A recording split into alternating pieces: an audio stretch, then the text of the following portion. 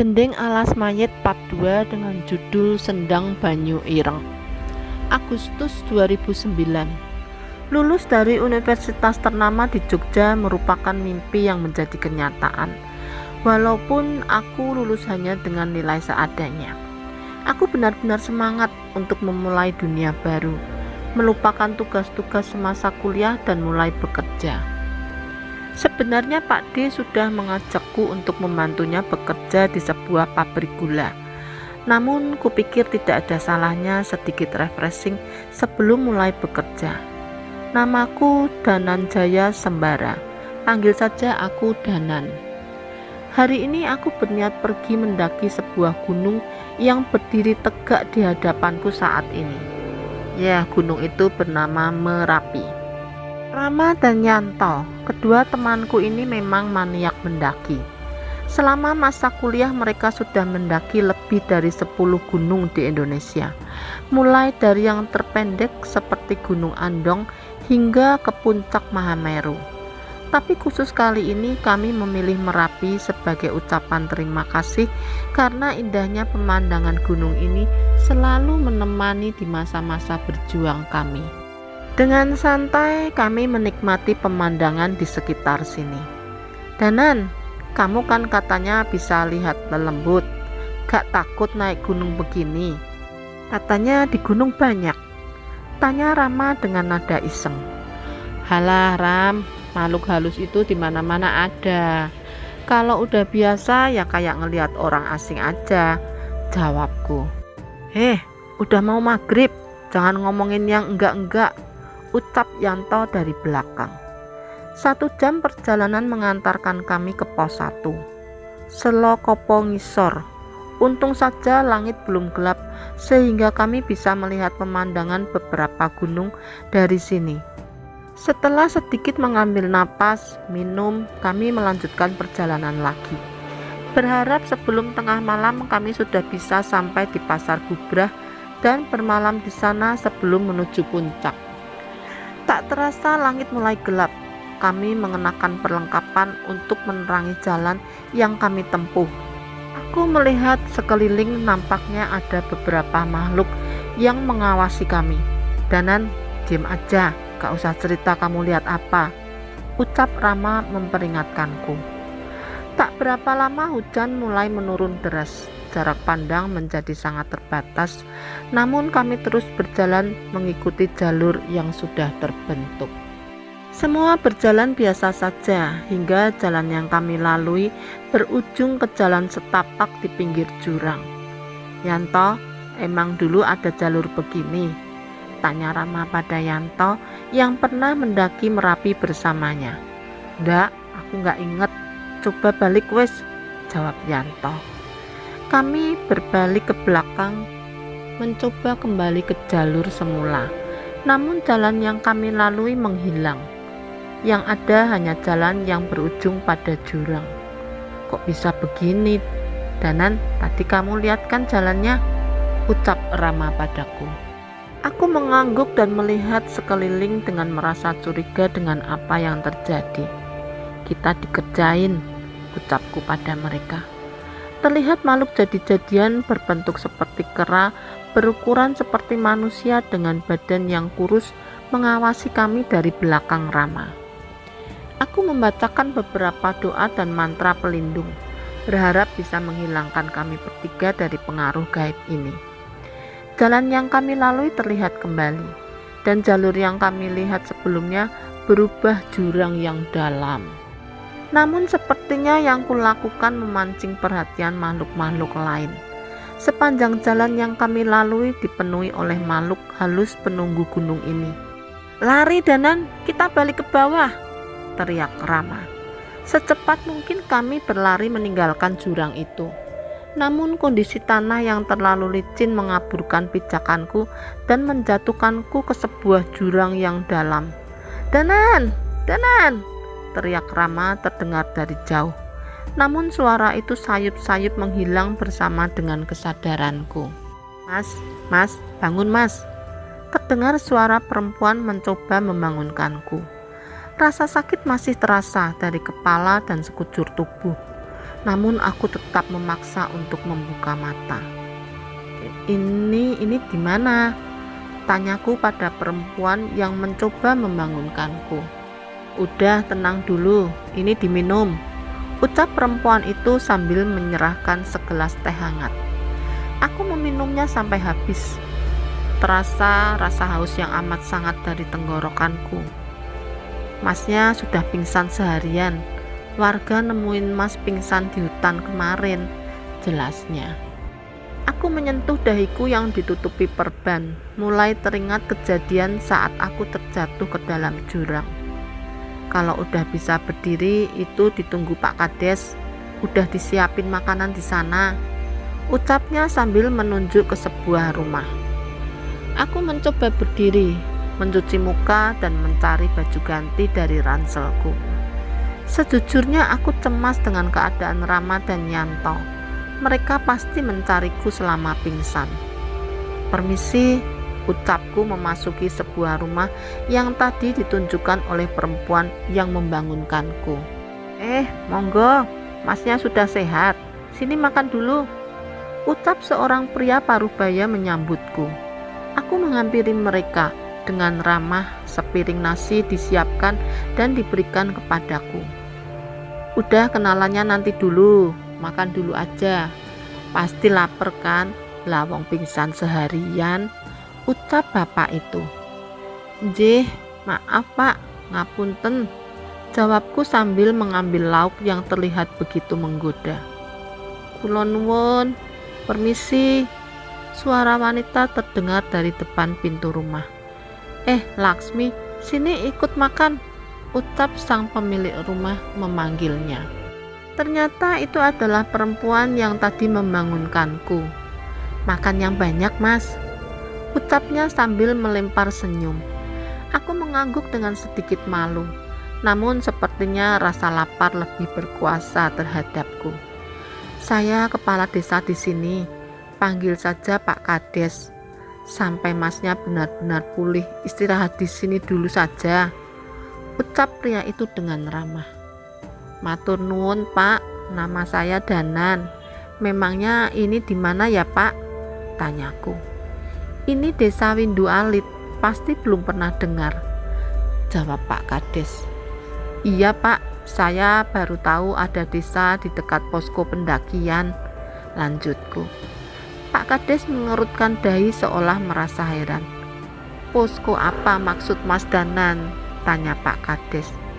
Lah, saya terjatuh di jalur pendakian Merapi. Bukannya Bapak nemuin saya di jalur pendakian? Tanyaku pada mereka. Laksmi dan Pak Kades saling memandang. Desa ini jauh dari posko pendakian manapun Mas, apalagi sama kota. Kendaraan aja gak bisa masuk ke sini. Tadi kami nemuin masnya di hutan perbatasan desa, jelas Laksmi. Aku merasa heran dengan apa yang mereka katakan. Segera saja ku ceritakan apa yang terjadi. Mereka terlihat heran karena jarak dari posko ke desa ini berpuluh-puluh kilo jauhnya. Ya sudah, Mas Danan tinggal di sini dulu saja sampai pulih. Kalau sudah sehat, nanti kami antar, ucap Pak Kades. Desa yang sungguh damai, terlihat warga-warga yang sangat ramah satu sama lain. Hawa yang sejuk dan pemandangan indah Gunung Merapi selalu setia menemani pagi setiap warga di desa ini. Hanya saja di sini masih serba tradisional, penerangan menggunakan lampu minyak, dan bentuk rumah-rumah yang masih dari kayu merupakan pemandangan yang tidak biasa untukku. Pagi Mas Danan, ucap Laksmi memecah lamunanku di pagi hari. Pagi Mbak Laksmi, jawabku. Sepertinya senyuman manis Laksmi akan tetap membekas selepas aku pergi dari sini nanti. Sudah 3 hari aku tinggal di desa ini, di sebuah rumah singgah yang sepertinya diperuntukkan untuk tamu yang mampir ke sini. Rasanya aku mulai merasa cukup nyaman. Aku pun mulai akrab dengan warga di desa ini. Namun aku tidak mau membuat teman-temanku lebih khawatir lagi. Setidaknya besok aku harus sudah pamit. Seharian ini aku habiskan untuk berkeliling desa dan menyapa warga-warga di sini. Namun ada sedikit yang mengganggu inderaku, yaitu sebuah hutan yang terletak di sudut perbatasan desa. Hari mulai malam, desa sudah mulai sepi oleh warga. Aku tetap menikmati suasana ini dari teras rumah sampai akhirnya aku memutuskan untuk beristirahat. Belum sempat tertidur, suara ketukan berkali-kali di pintu rumah Pak Kades. Aku keluar mencari tahu apa yang terjadi. Terlihat perbincangan singkat antara warga dan Pak Kades. Ya udah, coba panggil Pak Sardi juga. Nanti saya menyusul. Aku keluar menghampiri Pak Kades penasaran dengan apa yang terjadi. Pak, ada apa toh Pak? Tanyaku pada Pak Kades. Katanya ada anak kecil hilang, seperti ditarik sesuatu ke dalam hutan, ucapnya. Mas Danan, saya ke sana dulu ya, istirahat aja, lanjutnya. Enggak Pak, saya ikut, bantahku. Kami sedikit berlari menuju mulut hutan, tempat warga berkumpul. Terlihat warga sudah siap di sana dengan kentongan dan obor. Aku menerobos kerumunan dan melihat ke dalam hutan. Belum sampai masuk ke dalam, terlihat dari mataku dua makhluk halus penjaga dengan kaki sepanjang hampir manusia dewasa menunggu di tengah gelapnya hutan itu. Warga desa sepertinya tidak sadar dengan keberadaan makhluk itu. Kita bagi, sebagian masuk ke hutan dan sisanya berjaga di desa, ucap Pak Kades kepada warga. Aku berpikir sangat berbahaya apabila warga masuk ke hutan. Bisa jadi anak yang diculik tadi hanya umpan untuk mencari tumbal lainnya. Pak, jangan dulu, bahaya, ucapku pada Pak Kades. Kenapa Mas Danan? Keburu anak itu kenapa? Ucap Pak Kades. Jangan Pak, bahaya, bisa-bisa warga lain juga jadi korban, jelasku. Pak Kades tetap bersikukuh untuk masuk, namun aku tetap menghalanginya. Kalau begitu kita harus bagaimana Mas Danan? Tanyanya dengan menahan emosi. Aku menoleh ke arah hutan, mencoba mengamati apa saja yang ada di sana. Biar saya yang mencari ke dalam, jawabku. Gak mungkin kita biarkan Mas Danan sendirian ke sana, kata Pak Kades yang terlihat tidak setuju. Gak sendirian, saya akan ikut ke dalam. Terdengar suara dari seorang pria parubaya yang baru datang. Pak Sardi benar mau masuk ke sana? Tanya Pak Kades. Ternyata beliau adalah Pak Sardi, seseorang yang diminta tolong dipanggilkan oleh Pak Kades. Jangan Pak, berbahaya. Kalau memaksa masuk lebih baik pagi hari. Biar saya mencari tahu dulu kondisi di dalam, ucapku pada orang itu. Pak Sardi tidak menghiraukan ucapanku. Berjalan maju ke mulut hutan dan membacakan doa-doa yang cukup panjang. Terlihat kedua makhluk penjaga di mulut hutan itu geram dan menghampiri Pak Sardi. Namun sebelum sempat mendekat, kedua makhluk itu terbakar habis. Mas, jadi ikut ke dalam, ucap Pak Sardi dengan menoleh ke arahku. Aku yang terkesima dengan apa yang Pak Sardi lakukan segera meminta obor dari warga dan berjalan masuk ke dalam hutan. Gelap, sangat gelap. Bila tanpa obor di tanganku, mungkin rasanya seperti menutup mata. Pak, kok bisa segelap ini ya? Harusnya masih ada cahaya bulan, tanyaku pada Pak Sardi. Entah Mas, berhati-hati saja, ucap Pak Sardi. Belum sempat menjawab perkataan Pak Sardi, kami terhenti oleh sebuah pemakaman tua yang tersusun berbukit-bukit dengan nisan yang hampir tak berbentuk, yang membuat semakin mengerikan. Seorang kakek tua bungkuk dengan rambut putih panjang terlihat bergerak merangkak di antara makam, memakan sisa-sisa jasad yang sudah tidak berbentuk. Pak Sardi mencoba mendekat, namun makhluk itu menghampiri dan bersiap memberi perlawanan. "Pergi, urusanmu bukan sama aku," ucap makhluk itu. "Yang kamu cari ada di sana. Kalau kamu berani." Kami mengerti, sepertinya memang bukan makhluk ini yang kami cari, tapi dia menunjuk ke sebuah sendang tak jauh dari tempat dia berada. Makam demi makam kami lewati. Sebuah gong gamelan tua besar mulai terlihat berdiri di antara sendang yang mengalirkan air berwarna hitam.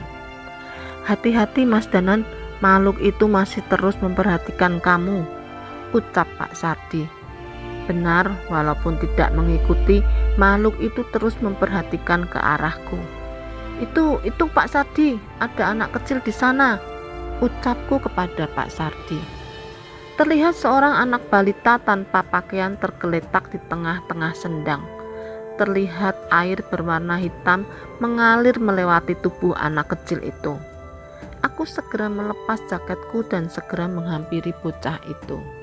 Namun sebelum sampai ke sana, terlihat menyerupai wanita raksasa berjalan bungkuk dengan tangannya dengan payudara yang menggelambir menahan bocah yang tidak sadarkan diri itu.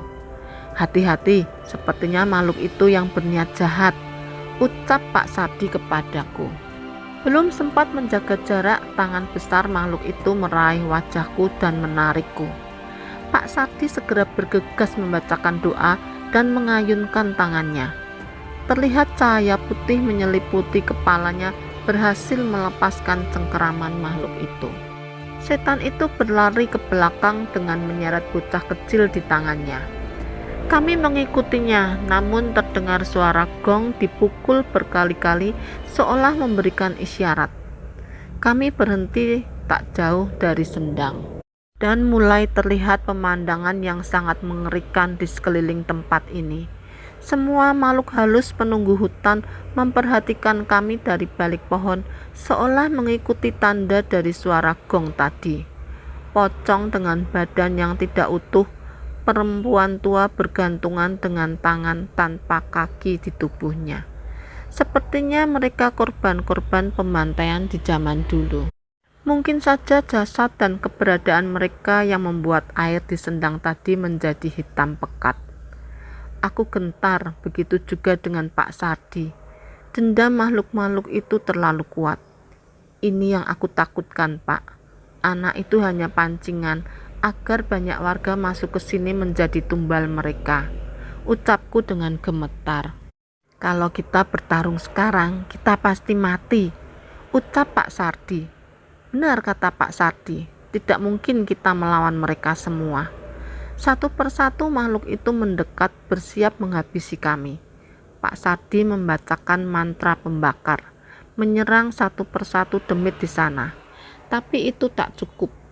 Aku membacakan ajian pelindung dan berlari menerjang bocah kecil yang dibawa setan wanita itu. Tangkapanku berhasil. Segera kuangkat anak itu dan berlari secepat mungkin. Namun tidak lama, pukulan besar menghantamku dari belakang. Aku terjatuh. Pak Sardi menghampiriku dan mencoba melindungi dengan doa-doa yang dia baca. Namun ilmu Pak Sardi pun tak cukup kuat. Tangan-tangan makhluk buas mulai merobek tubuh kami. Rasa sakit menjalar di seluruh tubuhku. Terlihat setan wanita mengambil batu besar bersiap menghantamkan ke arahku. Sakit, sangat sakit. Aku menutup mata, seolah pasrah dengan apa yang terjadi.